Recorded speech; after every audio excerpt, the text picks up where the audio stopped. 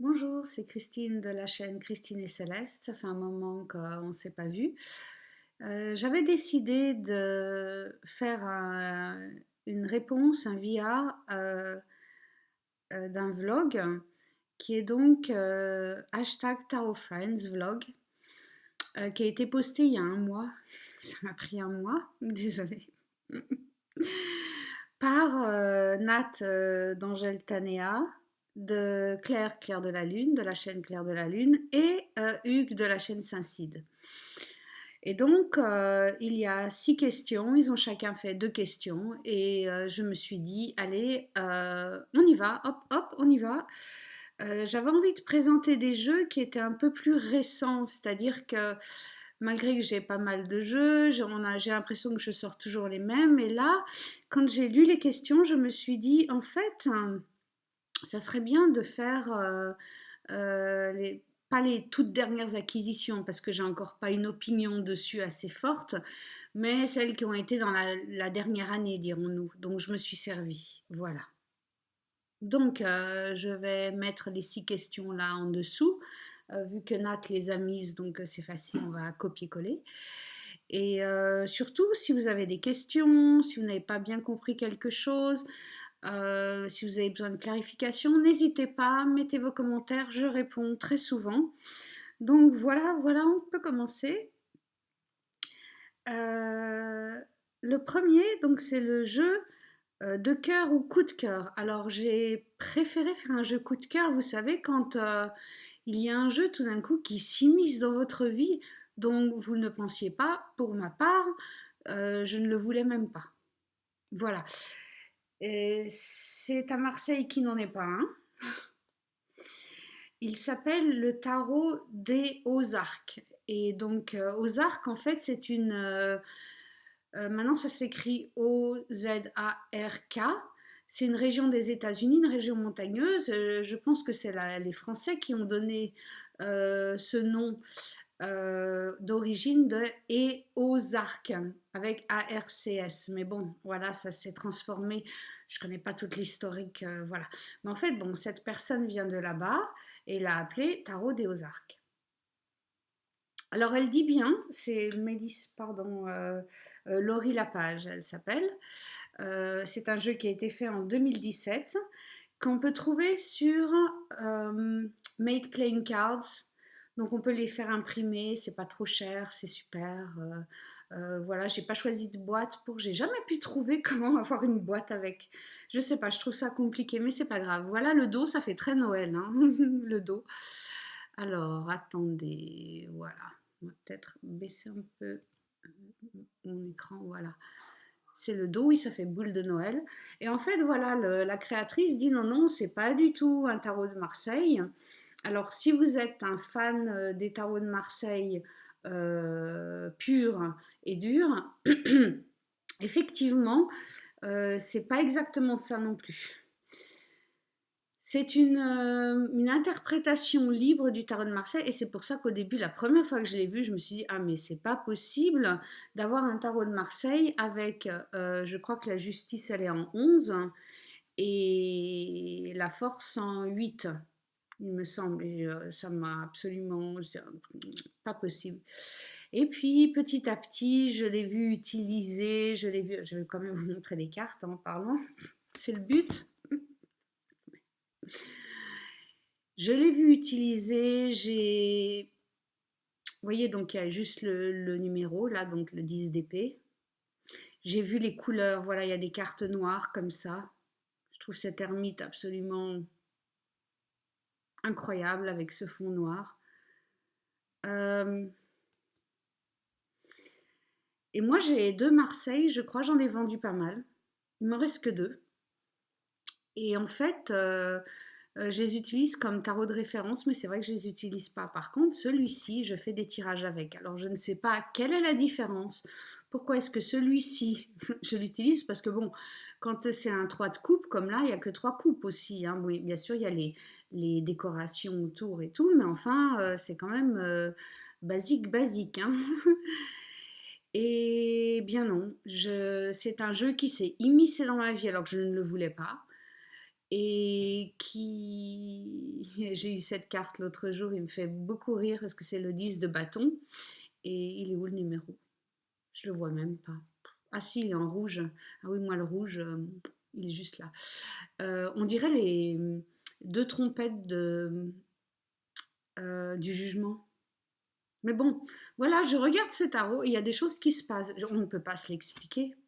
On ne peut pas se l'expliquer. Donc le tarot des Ozarks, qui n'est pas cher, auto-publié mais pas cher. Ce qui est rare. En général, auto-publié, c'est x2, plus la poste. Alors là, c'est carrément, on met le masque du bandit. Hein. Donc, ah là là. Mais enfin, oui. Il est très bien, en fait, c'est vrai, quand on le regarde, là, par exemple, ça fait très Noël, très hiver. Moi, je n'utilise pas trop mes jeux par saison, c'est pas du tout mon truc. En fait, je vais devant tous mes tarots ou mes oracles et je me dis qu'est-ce que j'ai envie d'utiliser aujourd'hui. C'est par envie, ça m'arrive d'avoir froid l'été, d'avoir chaud l'hiver. Vous voyez ce que je veux dire? D'être heureuse l'hiver, d'être malheureuse l'été. Donc, bien sûr qu'on vit avec les saisons, avec la nourriture différente et tout, mais pour les tarots, c'est pas trop mon truc de l'adapter aux saisons. Mais bon, il fait quand même très automne-hiver celui-ci. Collection automne-hiver, tarot des Ozarks, voilà. Donc oui, un tarot qui me plaît et qui est un Marseille qui n'est pas à Marseille. Mais voici la justice. Ouais. Il y a des couleurs hein, aussi, rouge et bleu dans les... En fait, ce sont des petits paniers d'eau. Ouais, ouais. Donc, je sais pas, c'est son dessin, on peut pas expliquer hein, pourquoi. Alors, il n'y a pas du tout de petits livres, il n'y a rien. Donc là, c'est tout à ce qu'on a appris avant, à l'intuition, au knowledge, enfin, il y a pas de, je sais plus, au savoir, voilà, au vécu, parce qu'il n'y a pas du tout d'informations dessus.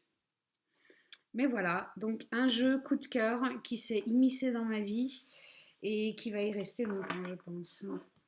J'ai trouvé un petit pochon comme ça. Ça lui va très bien. Le deuxième, alors, un jeu que j'étudie. Alors, j'en ai plein que j'étudie, mais j'ai voulu quand même montrer le dernier que j'étudie parce qu'il y en a, ben voilà, comme le Marseille, je l'étudie à vie.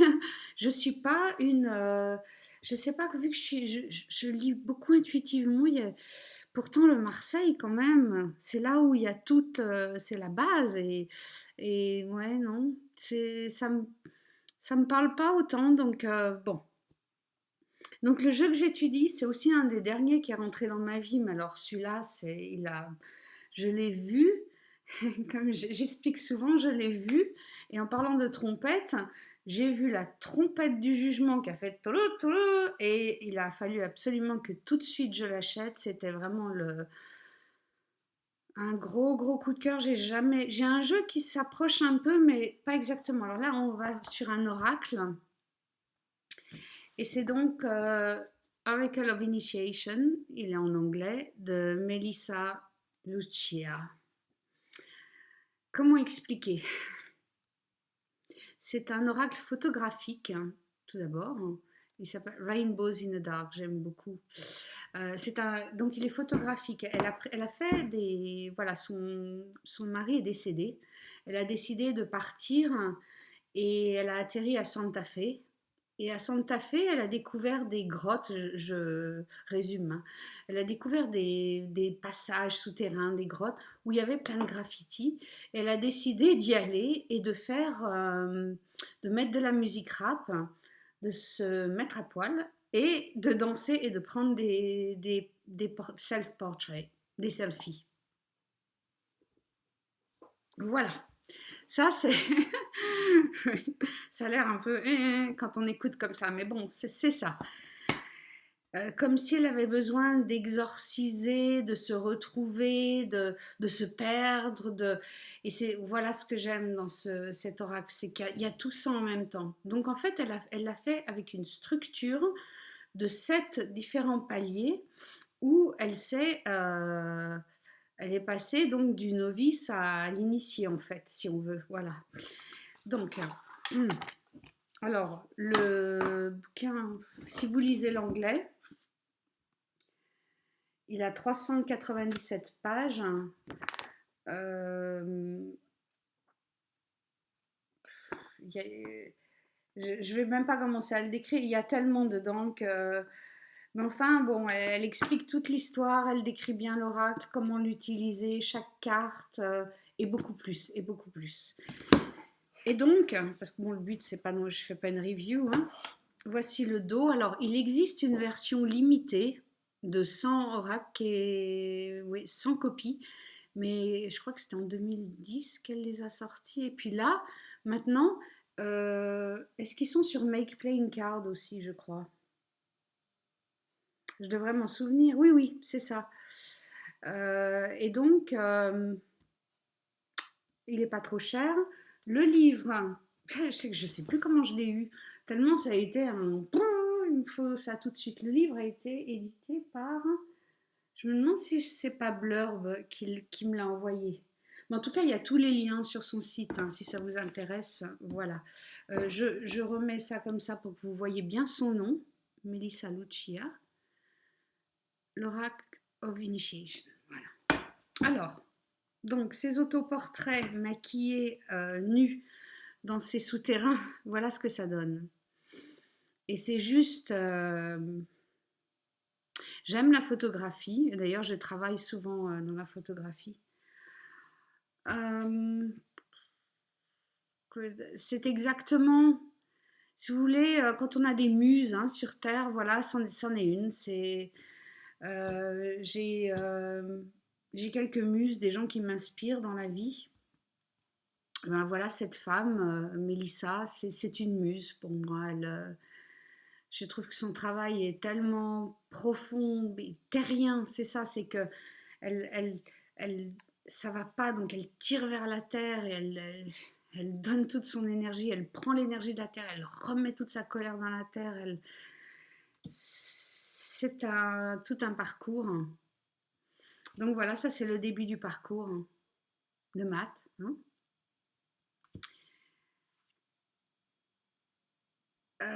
Effectivement, c'est pas un jeu pour tout le monde. Je sais pas si c'est un jeu où je vais faire des tirages avec, mais je sais que c'est un jeu où je vais faire des voyages avec, personnel, ça c'est certain. Donc pour l'instant, je suis en train de l'étudier. Euh, voici une des portes à passer. Donc il y a des portes à passer pour les initiations. Franchement, je résume, hein, c'est pas du tout une review, c'est juste pour vous le présenter un peu. Euh, bon, voilà, c'est mon coup de cœur, gros coup de cœur. En même temps, j'avais un autre coup de cœur, mais voilà, c'est les deux, mais celui-ci, je l'étudie, vu que l'autre n'a pas du tout de bouclette donc, ou de bouquin, donc voilà. Chaque carte est vraiment différente, elle s'est peinte, c'est vraiment son voyage chamanique qu'elle nous a décrit ici.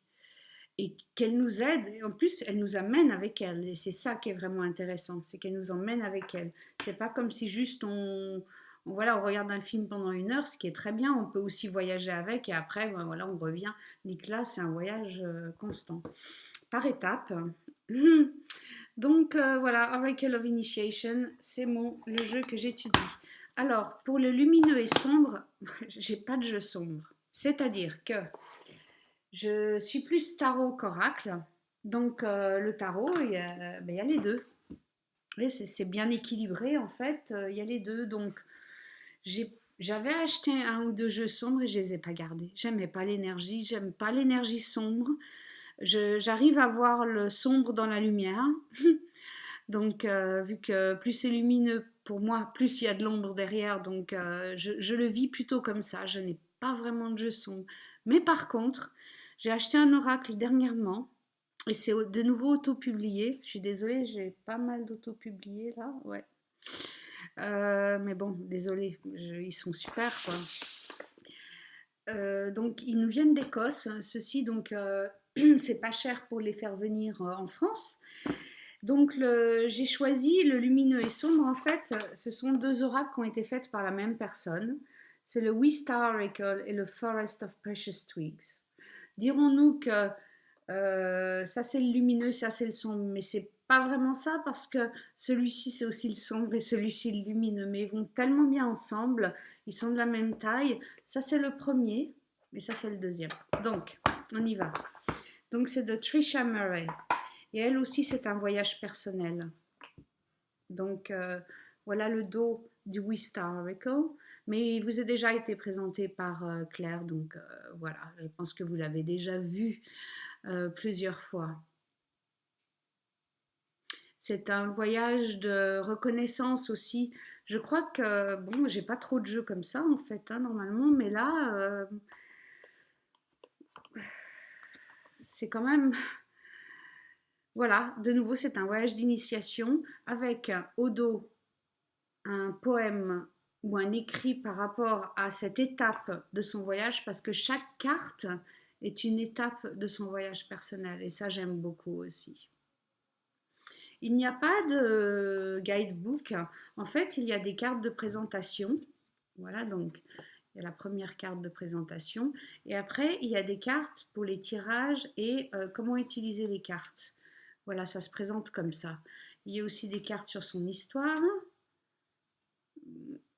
Donc, j'aime bien le format aussi comme ça. Donc, ça, c'est supposé le jeu lumineux parce que, ben voilà, hein, on voit bien, là, c'est une source de lumière ou un soleil. Hein. Mais ils sont quand même, ils ont les deux, sont quand même des cartes qui peuvent devenir assez dark. Hein. Ouais.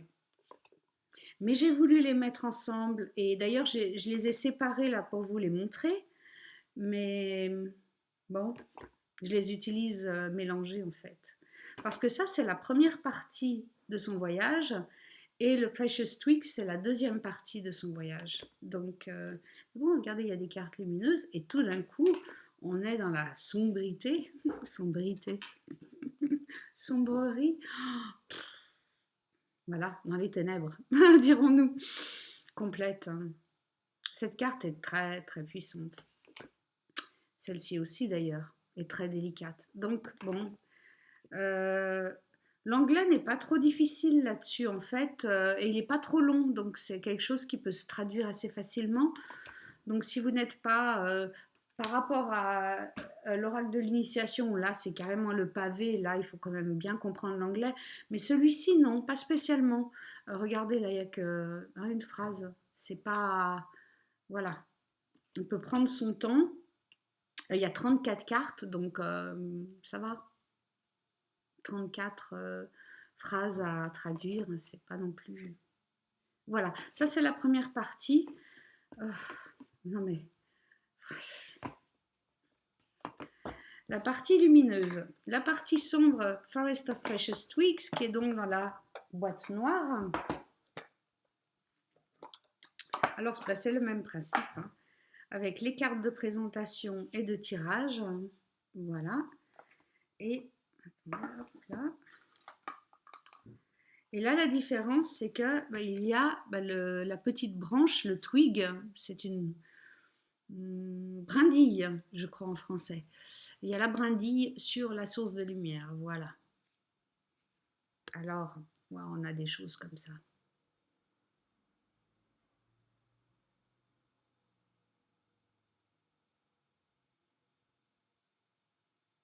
Donc celui-ci, c'est la magie de se souvenir que nous existons dans deux mondes, le monde extérieur et le monde intérieur.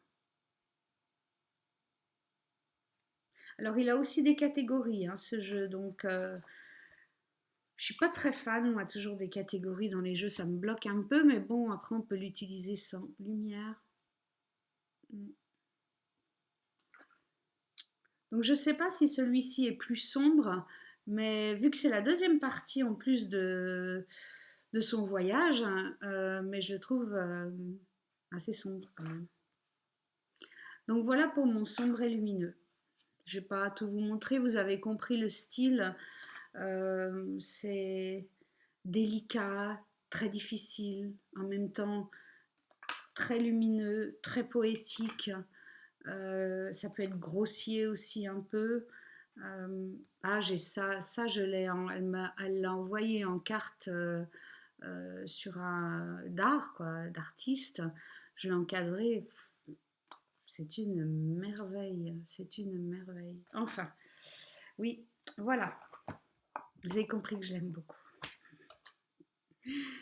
Ah là là, les cartes.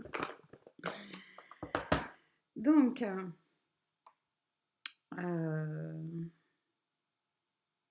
ouais, le jeu dont je ne me sers pas et dont je ne peux pas me séparer. Alors celui-là, c'est une frustration. Je l'ai depuis des années. C'est le seul mass market que j'ai en plus qui est très drôle, que je vous présente aujourd'hui. J'en ai plein de mass market. Mais là, c'est le seul que je vous présente aujourd'hui. C'est le Chrysalis Tarot. En plus, j'ai honte. Non, mais c'est-à-dire que ce tarot, si on m'avait dit, décris-moi le tarot idéal pour toi, j'aurais dit 95% Chrysalis Tarot. Il y a tellement de choses que j'aime. Alors, c'est de Tony Brooks et Oli Sierra. Il y a un petit booklet comme d'habitude parce que c'est US Games, hein, donc il n'est pas si cher. Et on peut acheter un petit bouquin à part, Chrysalis Tarot. Ce tarot. Rien n'a marché avec ce tarot depuis que je l'ai. D'abord, j'adore le dos. Donc c'est ça, Chrysalis Tarot. Voilà. Le dos. Non mais c'est magnifique. C'est magnifique. Le concept, c'est-à-dire que, en fait, toutes les arcanes majeures sont vraiment des personnages, comme des guides. Par exemple, l'ermite, c'est le conteur d'histoire.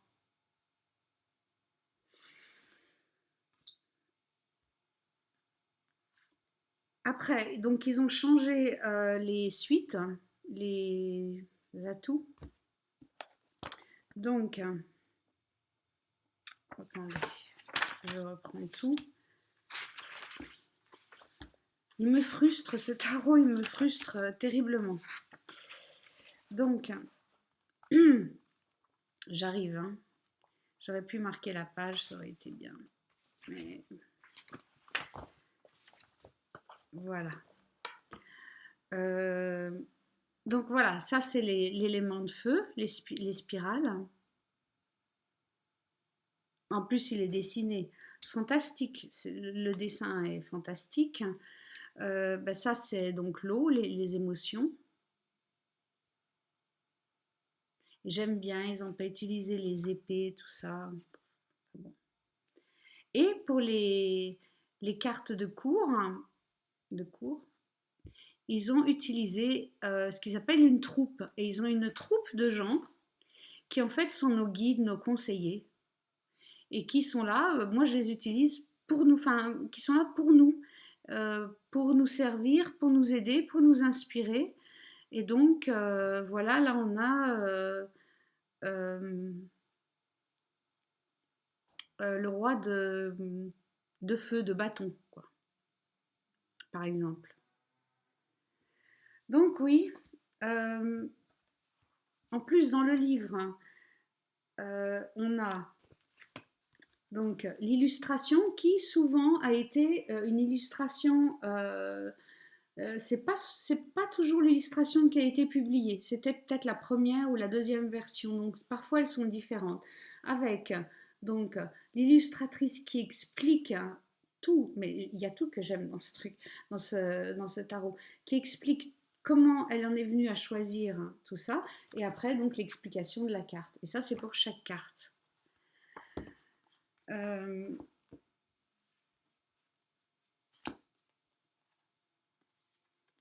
Je ne sais pas comment expliquer. Alors, j'aime pas trop les bordures, hein, mais bon, ça va.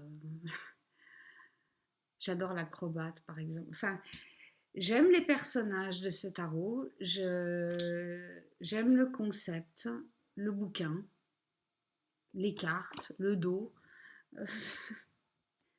surtout les cartes de cour parce que bon, les pages, les valets, les dames, les rois, tout ça, les reines, les rois, parfois c'est difficile parce que bon, on vit plus comme ça maintenant. Et là, vraiment, ils ont fait quelque chose de très, regardez Matt, de très intéressant en créant une troupe comme ça. Euh, ben non, là il y a du celtique, ça va en plus dans toutes les différentes traditions. Euh, oui, il y a Kali ici, donc ce qui me plaît beaucoup. Eh bien non, j'oublie que je l'ai. Vous voyez, quand je cherche, quand je regarde mes tarots, je dis, ah bah tiens, je prends celui-là. Puis au bout d'un an, je me dis, mais c'est quoi celui qui est tout au fond là-bas? Et en fait, c'est celui-ci. Et donc, j'ai pensé à le vendre et finalement, non, parce que non. Je me dis qu'un jour, peut-être, mais c'est très frustrant, hein. Un jour peut-être. Il y a plein, quand je vois des tarots, par exemple, maintenant, qui sont des tarots d'animaux, des tarots de goddesses, des tarots, il y a tout là-dedans. Il y a tout, regardez comme c'est magnifique, enfin, mais non, il ne me parle pas. Et j'ai pas envie de l'utiliser. Non, je veux pas. Et je ne comprends pas pourquoi. Je ne comprends pas. En plus, j'avais rejoint le groupe Facebook et il s'est trouvé que dès que j'ai rejoint, le groupe a un peu implosé et il est plus très actif et bon, il n'y a pas grand chose qui se passe, je sais pas. Je sais pas. Un jeu magnifique. Les couleurs sont là, vous voyez pas bien parce que j'ai une lumière un peu bizarre, très forte, mais parce qu'il fait, c'est un peu, le plafond est un peu bas aujourd'hui. Mais regardez, enfin, c'est exquis, c'est exquis. Là, on ressent bien aussi ce qu'elle laisse derrière elle, le voyage qu'elle entreprend. On rentre dans la carte, on peut voyager, mais simplement, j'ai l'impression que, bien que j'ai envie d'aimer Starro, il ne m'aime pas. Je ne sais pas comment l'expliquer. Donc voilà, on arrête sur celui-ci, mais je le lâche pas. Je le garde pour moi.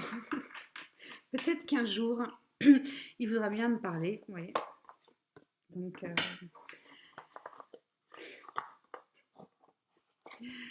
et le dernier, donc le tarot dont je me sers souvent et dont je ne me séparerai jamais, c'est de nouveau un tarot auto-publié.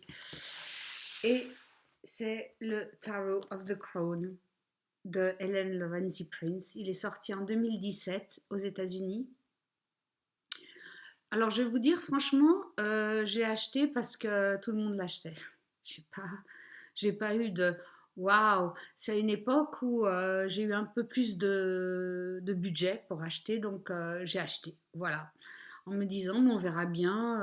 Crohn, je savais pas trop non plus ce que c'était. Enfin, vous voyez, là, c'était vraiment un shot in the dark. J'y suis allée, je l'ai acheté. Et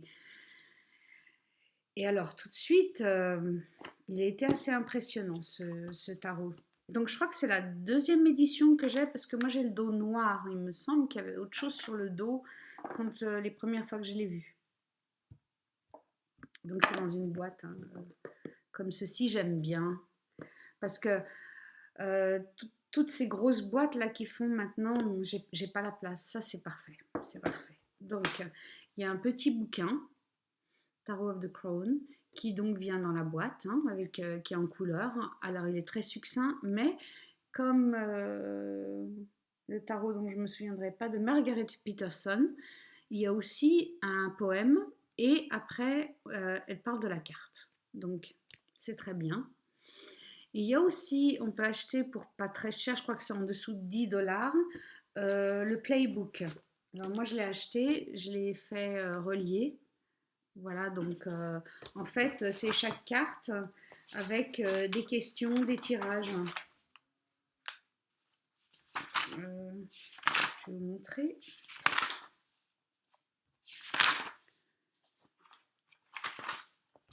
Donc, ça, c'est donc pour la carte, hein, par exemple, pour jugement. et un tirage spécifique pour cette carte, pour le playbook. Voilà. Donc j'aimais tellement ce tarot que j'ai décidé d'acheter ça. Donc je vous remontre de qui il est au cas où ça vous intéresse. Voilà. Vous avez toutes les infos. Alors,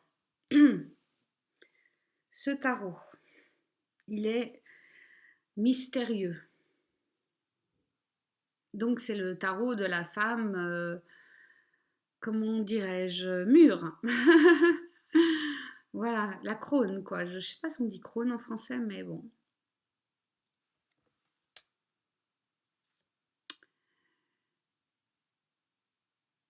C'est un tarot qui, d'ailleurs j'en ai fait une présentation dernièrement en anglais, quand j'ai répondu aussi à un tag.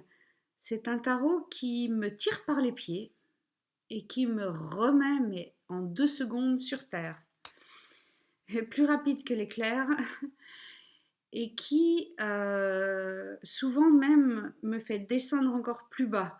C'est-à-dire que je vais dans le primaire, dans vraiment pas l'animosité, mais vous voyez plutôt ce côté humain, animal. Ouais, c'est un peu comme ça.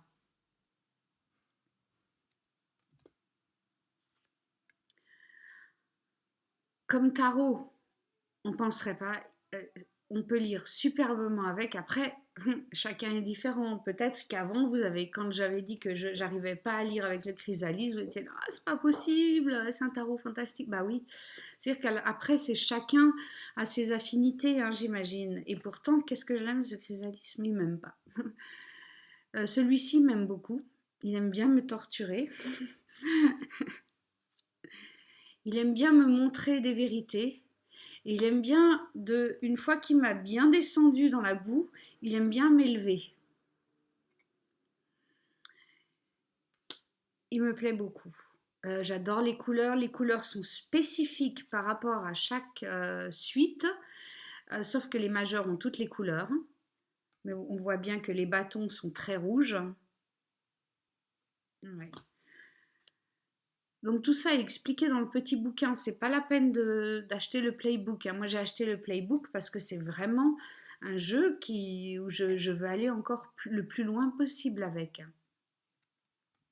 Mais sinon on comprend très bien les cartes juste avec ça, parce que souvent on n'a que ça, on se dit oh il manque. Là il manque pas, hein. C'est vraiment bien fait le petit, hein, déjà. Donc, mais simplement je suis fan et je voulais aller plus loin parce que ce jeu me touche au plus profond de mon être. Et ouais, voilà, la maison de Dieu, par exemple. Ouais, c'est... Il est intemporel, ce que j'aime beaucoup. Parfois, je regarde une carte, je me dis, oh, ici, on est dans la Rome ancienne. La carte d'après, c'est maintenant. Je vois ces gens-là dans la rue. Vous voyez, on voyage dans le temps aussi avec ce jeu. Alors aussi oui, les cartes de cours, hein, en français, excusez-moi pour le français. Les cartes de cours sont différentes aussi. Par exemple, on a la sorcière, hein, de Pentacle, de Denier. Et justement, il y avait un débat ce matin sur le Weaver's Oracle. J'ai l'impression, je sais pas, je l'ai pas, hein, le Weaver's Oracle, mais j'ai l'impression que c'est ce qui m'arrive avec ce jeu, ce qui arrive avec les autres sur le Weaver's Oracle. Que ça atteint cette profondeur et que ça me traîne très très profond en moi pour me relever, quoi, après. Et un peu comme cet oracle d'initiation que je suis aussi en train de... Je crois que j'aime bien ce genre de jeu aussi. Mais j'aime bien les jeux plus légers, hein. Il n'y a pas de... Enfin, un peu plus léger. J'aime bien les jeux de voyage aussi, ceux qui font voyager dans les... Mais c'est vrai que ceux-ci que je présente là sont un peu plus lourds d'ailleurs, je trouve, hein. Il faudrait bien que je mette un peu des licornes, un peu de licorne, hein. Ça ferait pas de mal. Donc voilà, je vous ai présenté les 6 jeux pour les 6 questions. Merci à tous les 3 d'avoir fait ce... Je vais essayer de ne pas faire taper les cartes. Ça s'entend, hein. Merci d'avoir fait donc ce vlog, ces questions Tarot Friends vlog. Je vous rappelle aussi, si vous n'êtes encore pas au courant, et si vous êtes là encore avec moi, que le 7-8 décembre, il y a un autre taroton en France donc, qui a été organisé pour le 7 et 8 décembre. Le titre, c'est Le fou et du changement. Donc, il y a plein de chaînes qui participent. Comme d'habitude, rejoignez-nous. Vous aurez tout au long du mois beaucoup plus d'informations dessus.